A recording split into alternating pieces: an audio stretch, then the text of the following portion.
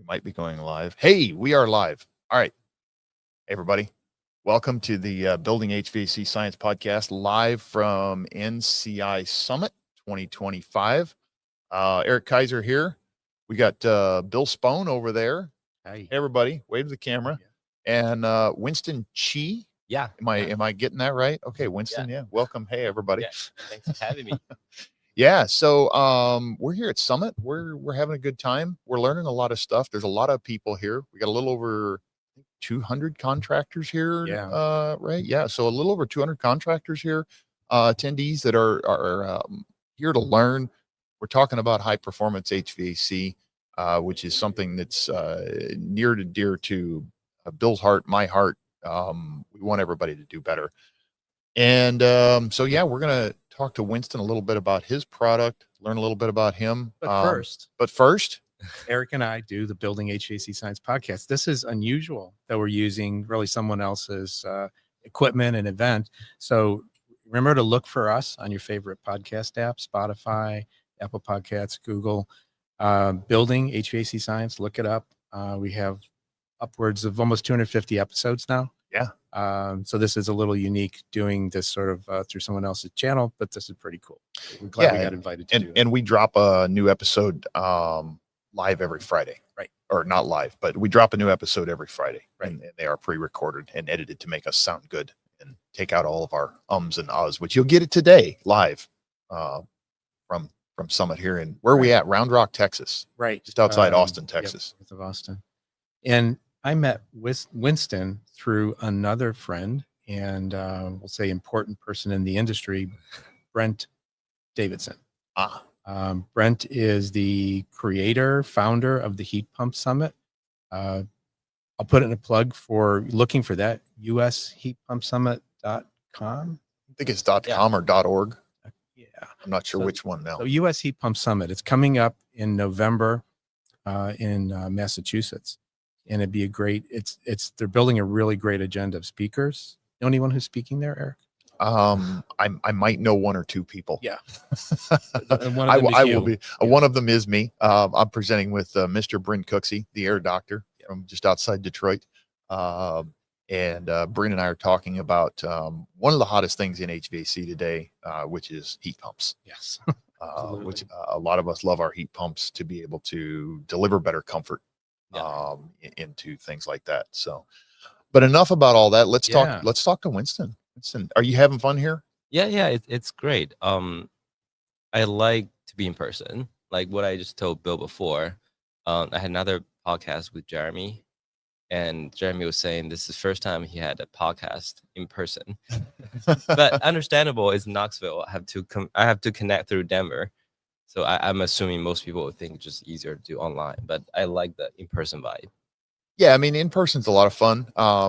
We do a lot of ours, of course, remotely because people are all over the country and the world, and it's hard to fly in, especially with the low budgets we have. Yeah. But once in a while, it's great to get together in person and do this kind of stuff too. So, Winston, tell us a little bit about yourself. What's some of your history and how did you arrive in the HVAC space? Yeah, so a little bit background about myself. Yeah. Engineering background, and I dropped out from a PhD in machine learning. Now people call it AI, but it's the same thing. And previously I built AI in the food wholesale space to help people to convert voicemail, email, photos, handwriting photos into purchase orders in the food industry. And that I spent 4.5 years on it, and it has over 1 billion transaction before we got acquired, and it was funded by Google. And that was last year. And after a few months, I'm super bored, but I'm still very into the trade because my family used to work in the trades. So it's kind of what I'm supposed to work on. So, but I want to work on in a different format. And I was chatting with so many people in the industry. And long story short, after a few months chatting with maybe hundreds of people, I asked people the same question. What are something you want to pay $100K to solve in the industry? I got a lot of great responses from HVAC. And then I pulled over my co-founder, who was my PhD roommate. and he was leading the entire TikTok large language model team, AI team. And then we just jump on this and start working on this for like last few months. So this is still a pretty new venture for you then. It sounds like it's not something that's been out there for a while. It's new, but I would say I've been thinking about for the last few years, when I was building my previous company, I've been keep asking myself, because I'm from Bay Area, and Bay Area you have all kinds of choices. You can work on, say, I don't know, like the tag, right? Another Slack, for example. You can work on another blockchain. Mm-hmm. You can work on all kinds of things, and I've been keep asking myself, what make me feel excited? And for me, the most exciting thing is helping people with the real businesses on the ground and see how we can make their life improved. That excites me a lot for the last like 5-6 years when I'm working on this trades industry. And if you're looking at the States, right, there are 40 million people working the trades. And we're contributing 20% of the economy. But most people you don't have any presence online. Like, how do we make sure we can help those people, or something I've been keep thinking about. And my philosophy is, instead of using AI to replace people, why don't we help use AI to augment people?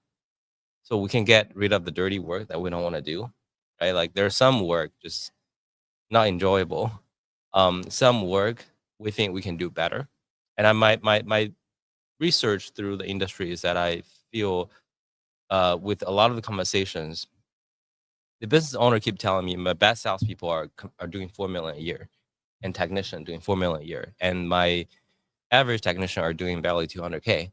And how do I make sure I can make my average people performing not 200K? Like, say, can we do 600K, 700K? Maybe not 4 million. Sometimes it's a combo of hardworking and give, right? You can't really do that.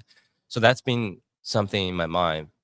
I've been keep thinking about it. And even though it's new, I would say, I've combining all the thoughts and all the work I've done for the last startup. So we're moving really, really fast compared to my experience. Even though we work on it for a few months, I feel like if I were comparing to the trajectory I've done for my last startup, it would be probably 2-3 years in, just based on the velocity and the interaction, the connection I have with everybody. Like right now, even a few months in, I'm connecting with the most important people in our industry, right? Already here. So it's very different, I would say.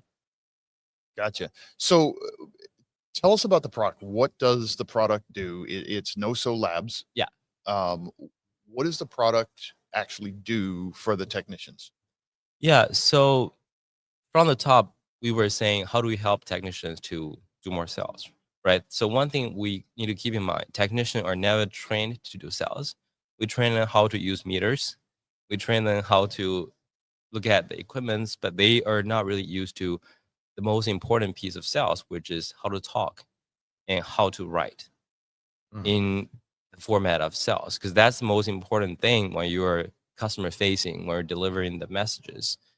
And if you're looking at the workflow, the technician usually will need to make sure that, first of all, they drive to the site in the right time.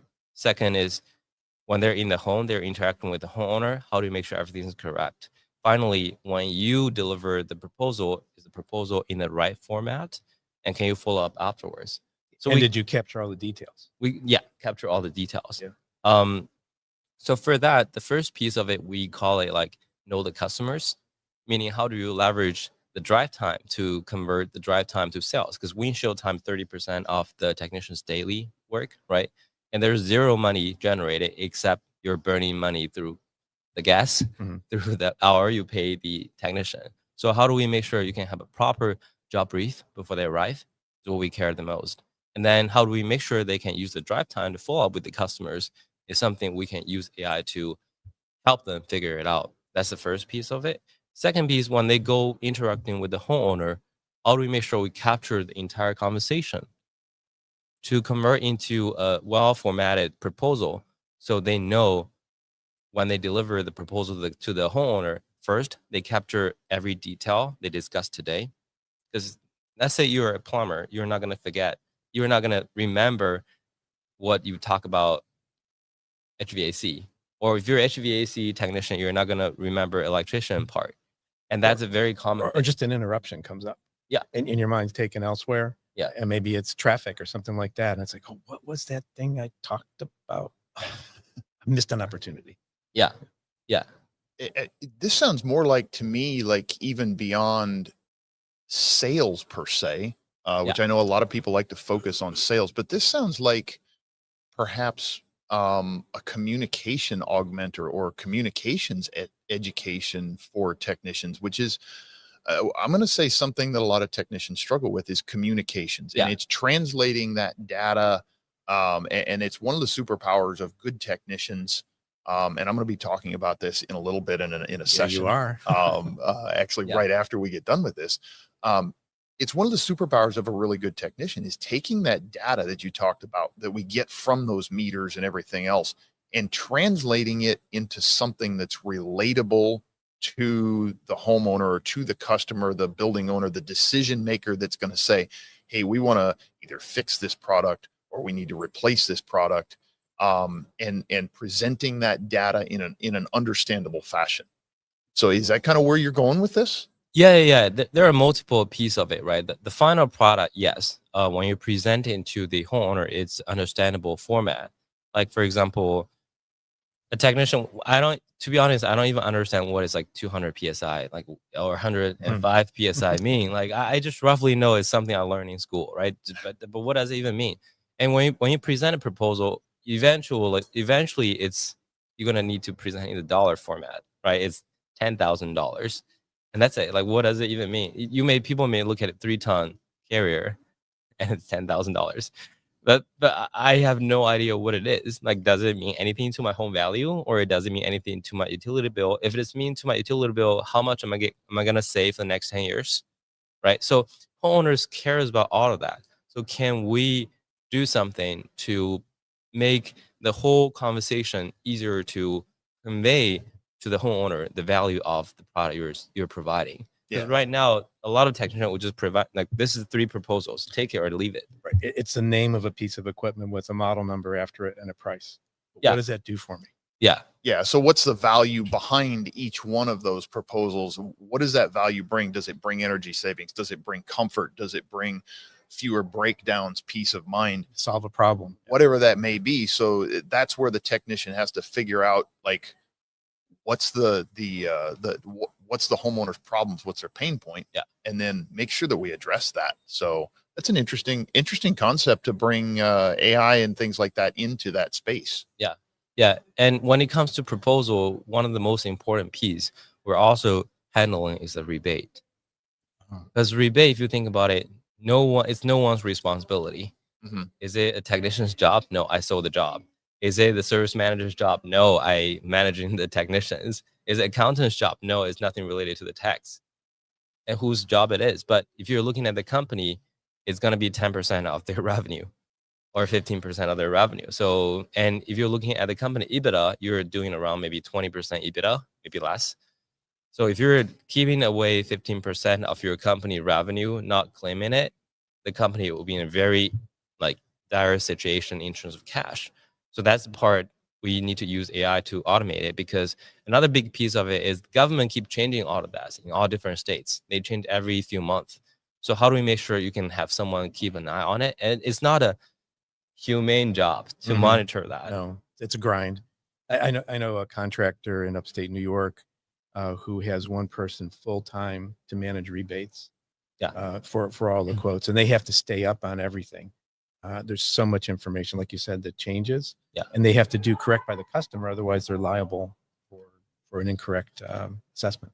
Yeah, and we have one customer, and they stopped providing rebates.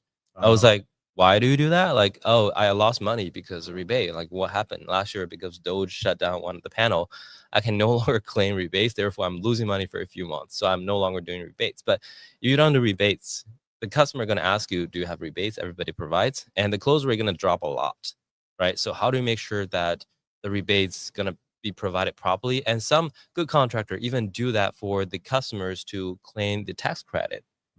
So that is really like a huge incentive for a lot of contractors to do that. And just help with all of that. So like what I said in the very beginning, how do we make sure AI can do the work that nobody like to do, but also benefit in the business what we think a lot? Eventually, it always tie back to the topic I said, how do you 10x their sales? And it's a combo of how do you make sure that the ticket size is big enough, people willing to pay enough to be justified. You don't want to have unethical sales, but you have to make sure you provide the relevant information. And second is how do you make sure the close rate is right? And that falls into what I just mentioned, a well-presentable proposal and the well-prepared follow-up processes for while you're driving. Because the follow-up big time, you're not really doing anything, right? And you don't even remember what you've done yesterday morning, 10 a.m., which home you are in. The customer told you, hey, Bill, follow up tomorrow, like 2 p.m. Oh, okay. And then the service manager is not going to know. Right. And the technician is not going to remember. And then the customer, if you don't call them back, he will call somebody else and you lose the sales. So that's how we think through the whole thing. But the overall theme is there are going to be ways we can 10x average technician sales to maybe not the best technician's level, but be a B plus, A level is doable using the AI to augment them. So how does this work? From like the inception of like, what is it? What do you install? What do you use? And who uses it?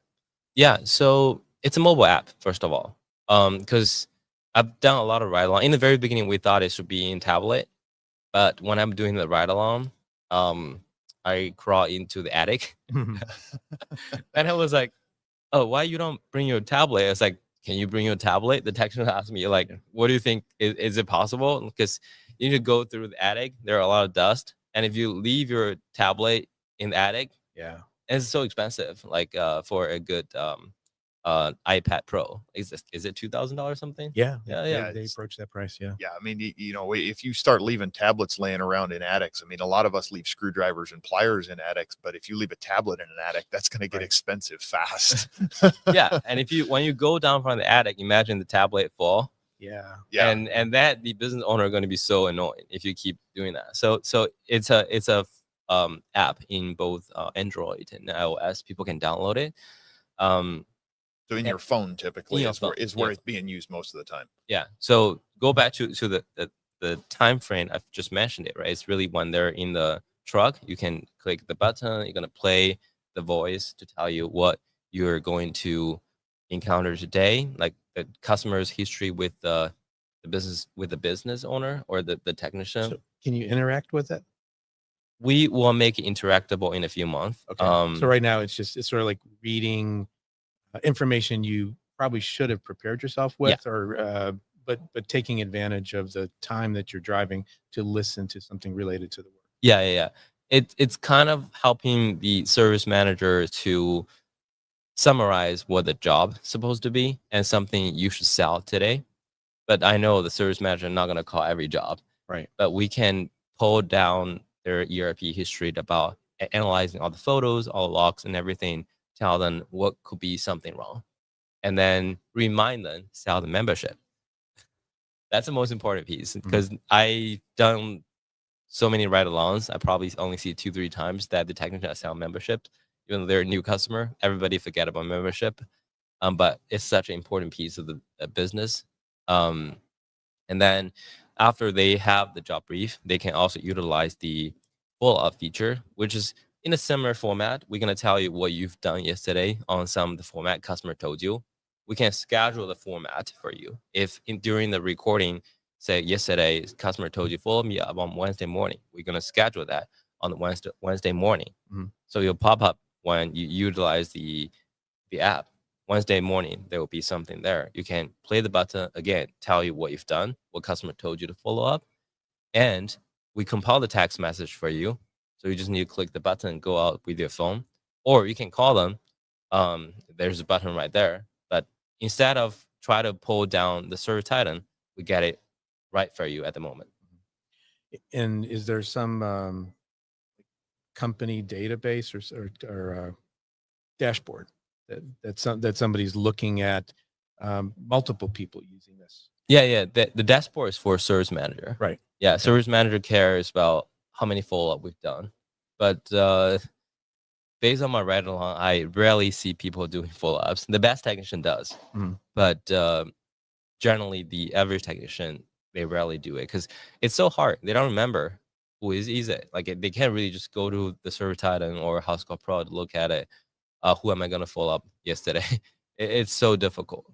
But with our AI app, now they can just look at it. So you mentioned there were multiple components to this. What is there another component? Is there a third one? That's the drive time component, right? Okay. When it goes to the home, you record the whole conversation, right? That's the whole recording piece of it. So you can utilize the recording and transcribe that to a summary of what you've discussed, what you want to provide for today. And remember, nowadays, when technician, before they present the proposal, they usually spend another 5 minutes in the truck, call their service manager and put everything. We utilize that moment to convert the whole recording into some messages you should deliver before you talk to the homeowner. So you're recording, what part are you recording here of this? Is this the conversation with the homeowner or okay? Yeah, they can utilize it in whatever the way they want. It's just a recording piece, right? Sometimes we see them record the whole 2 hours with the homeowner. Sometimes we see them only use it for 10 minutes. They will talk to it, just summarize what they've done in the format of recording. So because some of the homeowners don't want it to be recorded, but they can still use our phone to talk to it for 2 minutes of what they summarized, and then it will still populate with the job summary and then what they are providing to the homeowner. And how do the reminders come up? Like the reminder to say join the maintenance program or something like that. When does that come up? How does it come up? How is the technician alerted to talk about that? Oh, for that piece, it come up when they're driving. We just tell them beforehand. Okay. Before they arrive at the home, always talk about the membership. But in the proposal, if they ever talk about it, in the whole conversation during the job brief, we tell them about membership again. So people will just talk about membership with the homeowner. So when the proposals get where and when are the proposals generated? When they are about to wrap it up the call, they will usually go back to the truck. And then when they click stop recording, we populate everything into a proposal. So is it then delivered by email to the customer as they're driving away, or? No. So right now it's a PDF in our app. They can send it as text to the homeowner. Okay. They can also populate it into Service Titan if they want.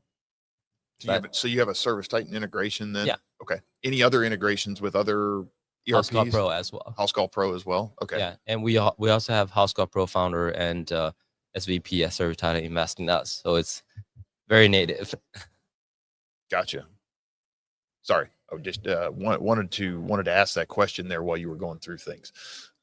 Yeah. So sometimes different businesses give different types of proposals. Yeah. It's sort of like they speak their native language. Does the language model learn how a business talks to their customers?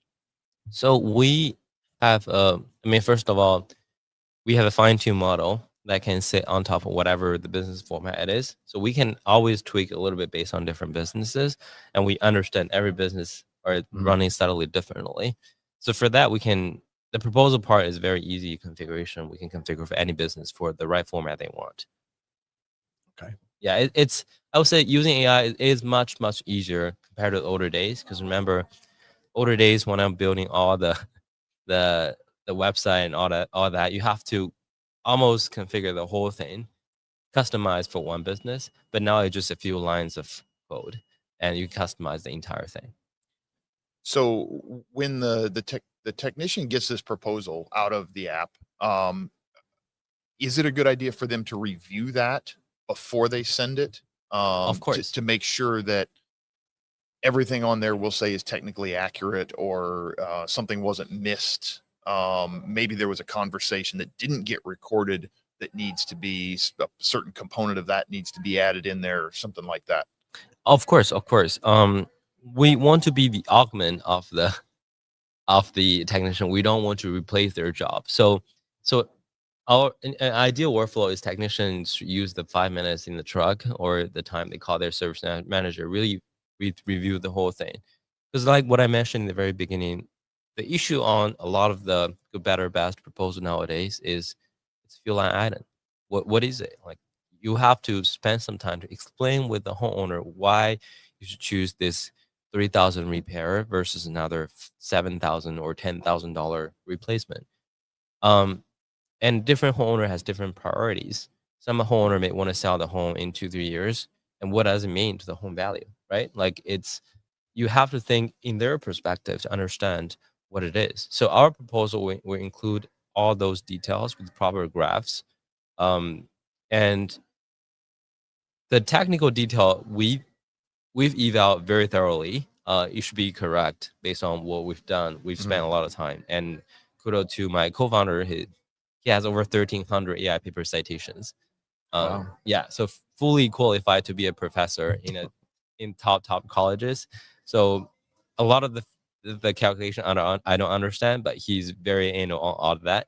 But in order to make sure the technician can understand it, we remove a lot of the math calculation and leave the graphs. So it's much easier for the technician and homeowner to digest. But we can guarantee that it's correct. So there's another aspect. I think you mentioned manuals. Yeah. So interestingly, that's how we started actually. So we collected all the manuals of all the HVAC equipments and the water heater. What does all mean? What's the number for all? It's in total 15 million manuals. Wow. Okay, so that's a ton of manuals. Are you talking just residential products here? Or are we going into commercial products? And how old are you going on those? It's combo of both. So it's a scraping work as long as it's existing in somewhere on the internet. Could be in some Reddit channel, could be in their like official website.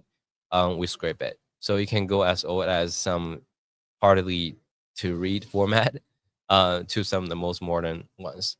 I think that the upside of this, usually, I think that the issue is not how old it is how new it is. What we see the trouble from a lot of people when they're doing inspection is when there's new model coming out of it, especially some Korean brands. People have no idea of how to use it, because especially for experienced technician, you have no problem doing some. You probably encounter that, but a new version coming out of Japan, coming out of Korea, and it's set up so different, and that is the part that creates a lot of troubles. So that's how we started. We collected 15 million manuals, and we fine-tune a large language model based on it. So you can snap a photo, you can talk to the model, it will spit out all the specs about different equipments. So snap a photo of the nameplate, and then it does the lookup, and it finds that model in your database. Yeah, I would say it's more of a fine-tuned version of ChatGPT, customized for HVAC industry. Okay. And also customized for our use case, which is we prefer talk and photos. Because you're so busy, you can't really type. So it's much easier for us to use it.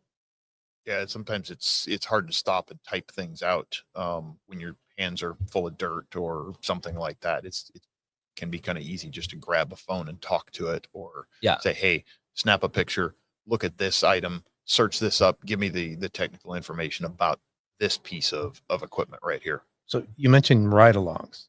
Yeah. That means you must you have customers that are using the product now. Yeah. We have a few customers already. Okay. Even though we're new, we have customer in San Diego, Florida, San Jose, Denver, all different weird cities. Okay. Yeah, we also have customer in New Jersey and Michigan. How are customers finding you? Or you finding them? In the very beginning, I'm a no-name person, so it's more customer finding me. I'm seeing more customer try to talk to me nowadays. Okay. Yeah, but in the very beginning, it was me just go up on everybody in the in LinkedIn. But everybody's so nice in the HVAC space. People are so open to chat. I'm really shocked because from my previous startup, so hard. Good. I'm glad we have that reputation. Is there anything you need from our audience, listeners? or anything they could do to help you? I think I'm curious to learn. Usually, like what I think most helpful thing is what do they concern about? Like what will be something that they're willing to change, but they see that is so difficult to change their businesses. And is anything more than that AI could help? But like what I said, my overall goal is to help the technician to do more sales, get more things done. Anything fall into that category is something I'm very interested in to hear. Because eventually we want to be the source of truth. Right now, we're still integrating with the service title and everybody. We also have non-integration versions, also works. So I'm trying to see how do we get to there in the long term. Do you how would someone get started? Like, what are there any prerequisites? Like business size or we hope they're using HouseCall Pro or Service Titan already, okay. right? And for us, integration is really simple. It's like 1 minute, pretty much. Okay. If it's HouseCall Pro, we go there, generate a key, plug in our system, they get everything. We send everybody an invitation through text. That's it. HouseCall Pro, Service Titan is even easier. They give us a tenant ID, putting in our app, and then they can enable that on their side. That's it. That's what I said. It's pretty easy to use. So, I mean, I'm assuming if people are already using HouseCall Pro or Service Titan, they're already at some business scale. The way we work is that we give people certain period of trial, could be 2 weeks, for free. And if they don't like it, they don't need to renew with us. Afterwards, we do a 1-year contract. Got it. So is this something they can find? Like, I'm not even familiar. Is there a Service Titan marketplace and a HouseCall Pro marketplace to find it, or do they immediately go find the NOSO app in their They platform? can go to App Store, search NOSO. It will pop up first. We got a really good SEO. Good. So people can just find it. Even if you go to Google, search NOSO Labs, it will come out first. Okay. And our website is noso.so, noso, so super easy to remember. Yeah, but usually love to chat with them. Go to our website and book a demo with me. I can easily break it down for them. Okay. And you told me before what NOSO stands for. Do you want to tell our audience what it stands for? Yeah. NOSO, so NOSO just means not a software. I know it's a software, right? But our goal is eventually, can we do something even bigger to augment human beings to do their work? Because I've been doing ride-alongs, and imagine you're a technician, maybe about to retire, and then now you're doing water heater replacement in the home. That is on the 3rd floor. There's no elevator. What do? You carry the elevator to the 3rd floor. And that's some of my ride along. And I feel really bad. Like, why do we have to still do this? Like, carry something so heavy up there. And the worst piece is not you carried it up. You have to bring the old one down. Gravity helps with that, though. Yeah, but there going to be some remaining water in the water heater. Right. Yeah. It's terrible. So there are part of the job I feel like we can do more than software. But ideally, right now, I want to start with the software. Sure. Yeah. Is the manuals part of the app? Do they stand alone, or is that part of the subscription? It's part of the subscription. Okay. Yeah, manual. That's what I said in the very beginning. We started with the manual piece, and we do more ride-alongs. We feel there are more needs on the overall conversations. In the very beginning, we think, oh, technician, they go to trade school, they probably do not know every models, every equipment. Right. I think that's definitely a pain point. But when we do more about it, we figured out the communication and the writing is actually even bigger issue, right? So how do we make sure we solve that? And then we do even more with the businesses. People are telling me that they're not closing enough deals. Okay, now what can help you with the more deals? And then it's the proposal, and it's the follow-ups, right? And when you have the follow-up, you care about the proposal. So what comes to the proposal is how do you have a proper narrative, whether you pay rebate or not. That's how we come up with everything. So your product makes it very easy to have a tight process. Yeah. It takes the perhaps the tedious nature of a tight process it offloads it to the software. Yeah, Which yeah. is not a software, by the way. Yeah, Software that's not a software so- that it tightens up all the holes and all the Yeah. gaps in a process. yeah, I just think it's so boring that a lot of software nowadays kind of try to fit people into some of the windows, some of Yeah. the buttons, and I think it's not, again, it's not humane Mm. for us to change our mentality, because humans are supposed to be creative, do the job in whatever the way we want. But if you try to fit all the process into another form, another button, and hidden all the features around it, I just hate it. So that's what I said. In the next few months, we will, based on all the features we've released, we will combine those in the more AI companion mode, so people can just talk to it without really remembering where is that form. So I go there, click another form, and that's another proposal. It's just boring. You can talk to it. We're gonna bring it up, the format, the manual, the proposal for the technician, and the summary. They can just talk to it. Nice.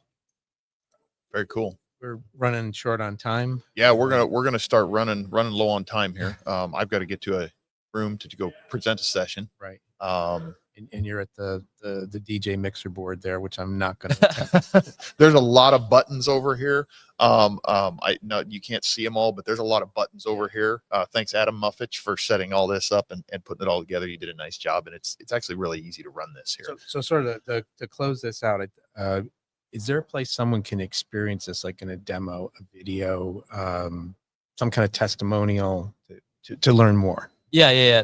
Our testimonial is on our website on NOSO, NOSO.so. You can see one of our technician, first try, he made $700 more because of our app. And you can also book a demo directly on the website. Okay. Yeah. Good. Okay. I'm kind of curious, any final thoughts for everybody out there watching and listening, or that may be watching this in the future? I'm really curious, like, what the world gonna be if I can help more people out of it. Would it be more competitive? Would it be less competitive? But I do hope that when more people are utilizing it, we can help people to make their life easier. Because a lot of the time, a lot of blame are coming from information falling through the crack. So how do we make sure everybody's life is easier? That's a world I hope it is. And it's all, everybody's losing in certain ways. Like homeowner is not getting the best service, the technician not getting more sales, the business owner unhappy on the close rate. And there are a lot of unethical sales out there to try to do the sales not in the right way. I do hope we can utilize this, turn the industry, the ethical businesses into a much better format and be competitive with a lot of the big businesses. Help them go beyond survival to thriving. Yeah, that's what I hope the business could be. Yeah. Great. Very nice. Well, Winston, thank you very much for coming on. We're going to go ahead and cut this off now and say goodbye to everybody. So wave goodbye to everybody. See y'all later. Thanks. Y'all have a good day now. Thanks for joining us.